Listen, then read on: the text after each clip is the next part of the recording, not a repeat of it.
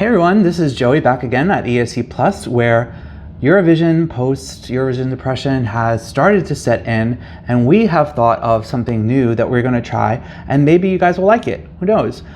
We are going to focus on spotlighting different artists from different countries that have either participated in some national selections or maybe kicking around the Eurovision community for whatever reason, writing songs, maybe collaborating with other artists. And we want to give a special recognition and shout out to those artists and hope that maybe they'll turn up again for 2020. And so a great place for us to start this series is in Oslo, Norway. And the reason I say that is we've got fresh off the results, the televote winner from 2019 Eurovision came out with Spirit in the Sky. This was the fans' choice, right? So I'm thinking whoever came in second at Melodi Grand Prix in Norway was probably a really good second place, you know, because the winner of that contest went on to be the televote winner for Eurovision 2019. So if we rewind back to March of this year, Melodi Grand Prix happened, and sure enough, the runner-up in that contest was a gentleman named Adrian Jørgensen.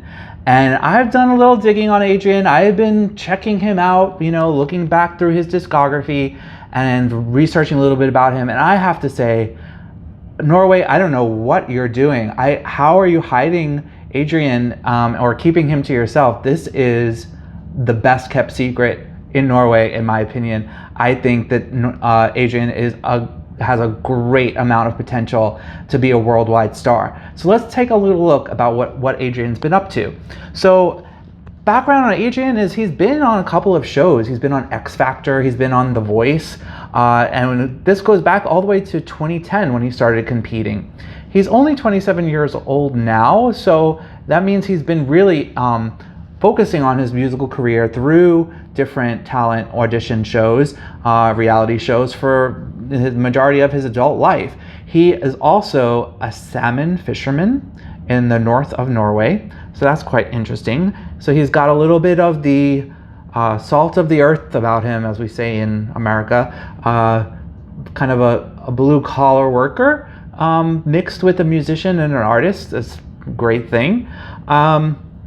And so before performing on this year's Melodi Grand Prix, he had a pretty nice discography getting built up with different singles released over the years.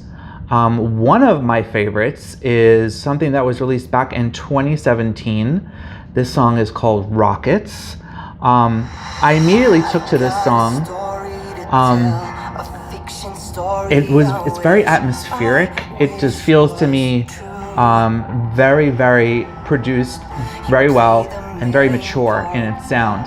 I could picture this song in kind of like an MTV reality show where you've got kind of building an opening scene with some establishing shots, maybe of Beverly Hills or something. He does mention New York in the lyrics to this song, so I think that also plays a little bit of reason why I like it so much. It's called Rockets, and it feels like, kind of like building here, and there's a climax out in space. Again, I think I'm just amazed at this song. I love it. I feel like it should be on everybody's Spotify playlist. So that's from 2017. Now, his biggest hit to date has actually been a cover of the song Despacito, which he collaborated with Karina Dahl on. Now, Karina was also a contestant in this year's Melodi Grand Prix, but I'm not a fan of this song in its original form, but I really like what Adrian and Karina have done to it. They brought a certain level of class to this song here.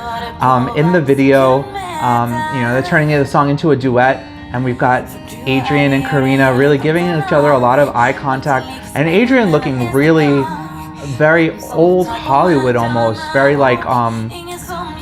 just Johnny Cash almost, with his guitar and this slicked back hair and blazer and black button-down shirt.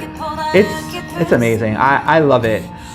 So that kind of helps with building his character as an artist. I think anytime an artist will go out and cover a well-known song, it gives you a little bit of an insight as to what type of flavor they could really bring to some of their future recordings.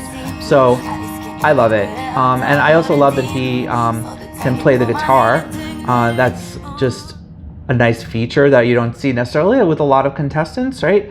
So what he brought to the stage at Melodi Grand Prix, again, the runner-up in this year's contest, is a song called The Bubble. And I love this performance. I was there for this in Oslo, and it is very impactful. It was a very emotional song. It starts off with him, again, very tender with his looks to the camera and the guitar, standing there alone, really just focusing on the music.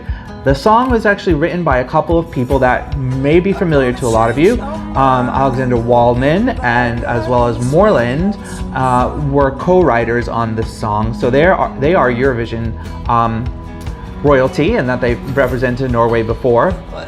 And this song, I feel like, again, is just so ready for the radio. It could be on American radio for all I care. I mean, it's that accessible and simple in its form, so that there's a lot of ways people can relate to it. And Adrian, I just really think emoted very well on this evening back in March in Oslo. He had the crowd going. They were connected to the message, and he just was really putting out his true artistry by being out there with the guitar, and then kind of having the song build to its natural crescendo.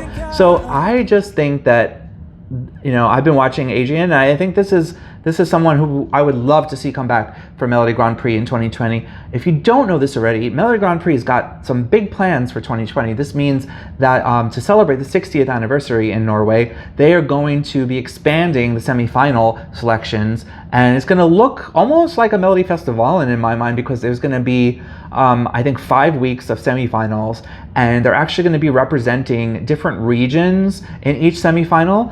Although I think all of the contests will take place in Oslo, you will have a different region of Norway competing in each of the semifinals. And hey, if Adrian's from the northern Norway, Bindal, there's no reason why he can't enter. So now, big news here for Adrian fans is that this past Friday, he released a new single called My Heart Goes Boo.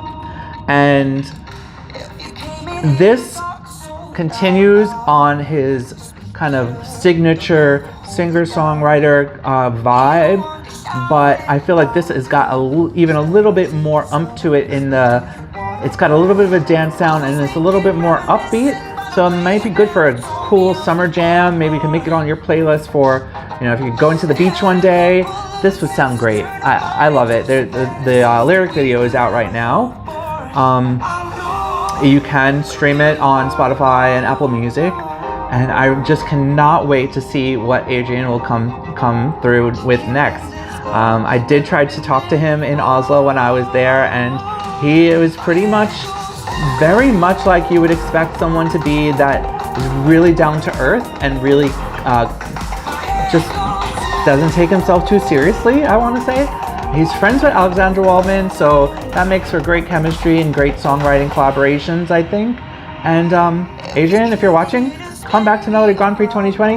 I will definitely vote for you. If I'm worth the wait, be the one to shout it out, 'cause I'll be on my way. Time to let it stray. I was relentless. And don't forget, if you did like this video, please comment below, subscribe to our channel, and check out the links for following Adrian and ESCplus to make sure you get all of our artist updates. So thanks again, guys. Talk to you later.